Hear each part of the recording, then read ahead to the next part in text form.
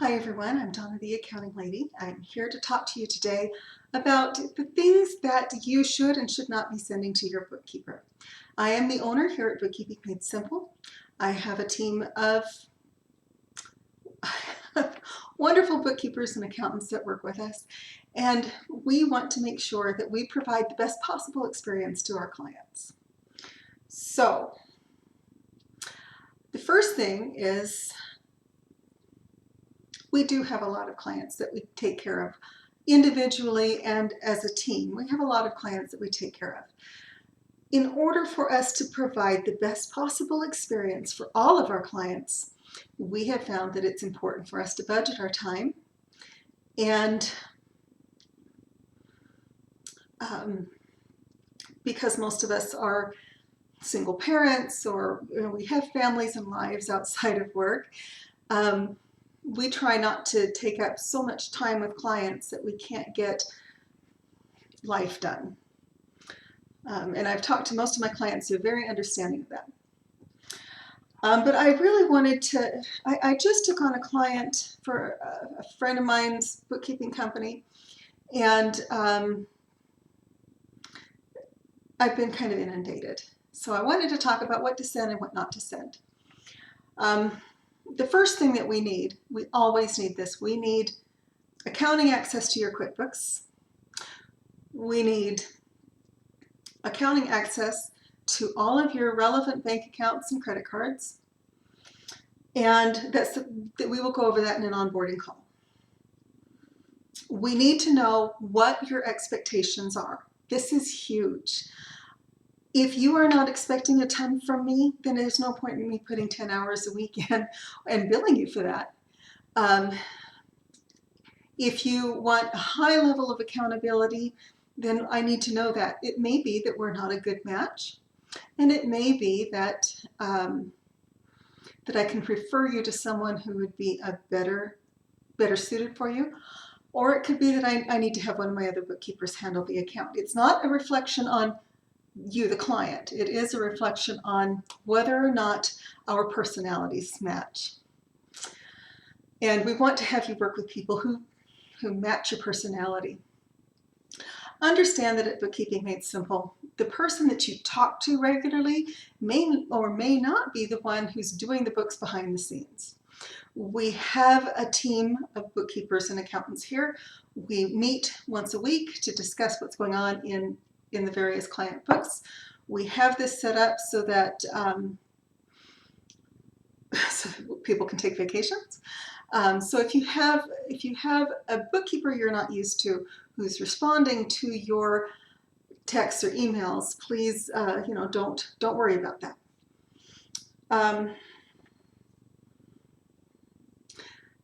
The other reason we really need to know what your expectations are is that as an individual, I have a specific amount of money that I need to earn per hour. There's a limit. And so if I'm starting to notice that there's mission creep, so to speak, and my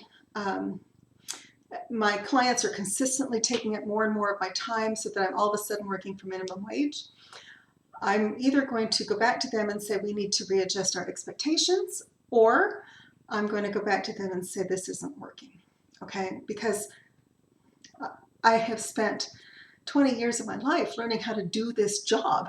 So I am looking, I don't want to make minimum wage.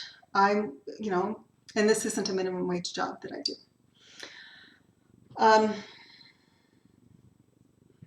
I do have a client that likes to have me on the phone with him the whole time that we're working. That's a very high level of accountability. He essentially wants me to be a CFO. I'm still trying to feel my way into that position for his company because he has a lot going on. But it was not made clear to me at the time of what exactly he was, and I kept asking him, what do you expect from me? It wasn't made clear to me. Maybe he didn't know himself. Maybe I didn't ask the right questions. But it's important that you be very clear in your expectations with your bookkeeper. Do not get frustrated with them over unmet expectations unless you, the client, have been very clear with her about what expectations you're expecting her to meet. We can't read minds. I laugh and say, I have a magic 8 ball that sits on my desk. I laugh and say, I'm really good at reading people, but I can't read minds, and I can't figure out what clients want some of the time. But I am always trying to meet their expectations or exceed them.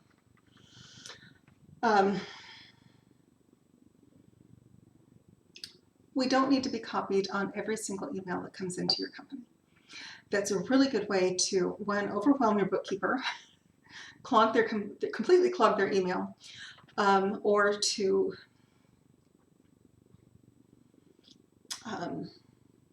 create a lot of duplicate work, and you'll be billed for it. Okay. You really want to be making the best use of your bookkeeper's time, and a lot of times the best use of that time is to send them what they request, discuss with them what you expect, and keep those channels of communication open.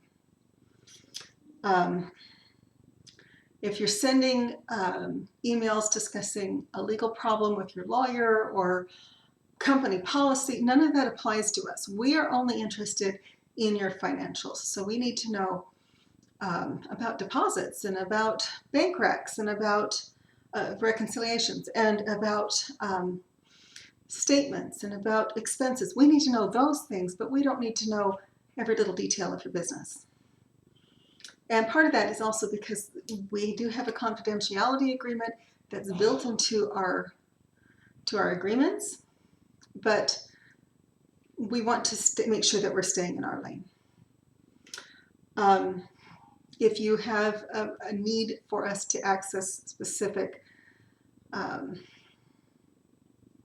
taxes, really payroll taxes especially come to mind. We usually work with ADP to do our payroll taxes for our clients, and that way we don't have to worry so much. But if we are actually doing the taxes, if we need to file those taxes for you, it is critical that very early on you make sure that we have the correct passwords for anything. I know Utah unemployment insurance requires us to go online and fill out their forms online. I believe Washington State is the same way. I think California's got a few things like that. So it's important that if we ask for a password and we're getting the runaround, we're not going to be thrilled about continuing to do the work, because that kind of lets us know that you're going to be a little bit difficult to work with. We have to have the information that we need to do our jobs. So be prepared to provide, if we ask for something, even if you don't understand why we need it, I promise we are not asking for things just to ask for things. It's important. It's something that's critical to us being able to perform. And the final thing is, please help us keep our professional and personal lives separate. I have, for my business, I have set up a phone system where we have a direct line. We have a way for you to text. You can text into that. You don't need any of our bookkeepers' personal cell phone numbers. The reason for that is not that we don't want to talk to you.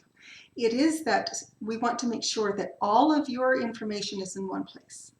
So if I'm having to go through 2 email accounts and 2 text messages accounts and kind of gather information every time I sit down, well, that's not the best possible use of my time. So I ask my clients to text me at my business number, at my direct line. If they text into my personal line, I will actually ignore that and respond to them on the business line. And the reason for that, again, it's just to make sure I have all this information in one place.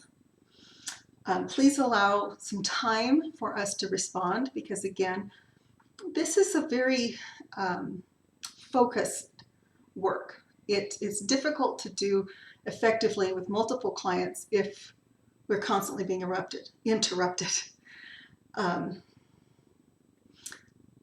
Again, not that we don't want to talk to you, we do, but we need to be able to manage those interruptions. And so we have, at least I have timers that go off to check my texts and emails 2 or 3 times a day. Again, it's in order for me to be as efficient as possible with all of my clients all of the time. Once I've reached that point where I'm no longer efficient, then I don't take on any more personal clients, and I start looking for new bookkeepers to come in and start taking some of my clients from me. I firmly believe that in accounting is not like the law, and it's not like being a physician. There should never be an emergency. If you've gotten a letter from the IRS, great, scan it, email it to us. We will look at your emails as soon as we're working on your books again. If you think it's urgent, you can flag it as urgent, and that'll bring it to our attention. But do understand that while we're trying to do the best possible work for you, we're trying to do the best possible work for everybody else.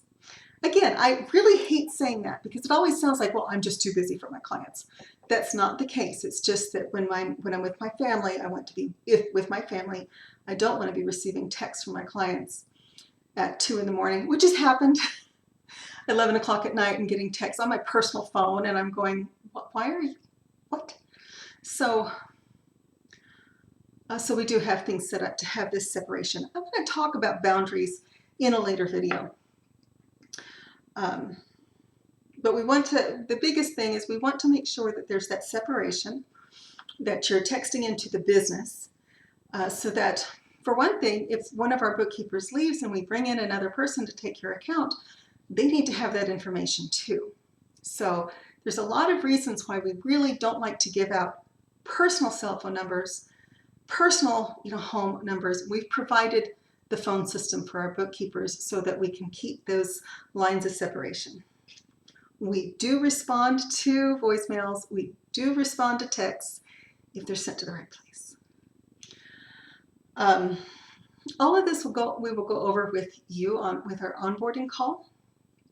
But again, this is to help us help you. So we are trying to make sure that everything goes to the right place, so it goes to the right person, so that the right people can access it and do your work and make sure that you are taken care of. Like I said, final thing, this really is to help our clients. That is the most important part of our mission. That is it for today. I'm looking forward to hearing from you again soon. If you have anything you would like me to do a video about, please message or comment below, let me know. If you have any criticisms, constructive criticism, not just meanness, but if you have constructive criticisms, things that you're seeing that I could have done better, let me know. I will always play with my hair. I will always, probably always and ah, even though I did Toastmasters. And I'm looking forward to talking to you again soon.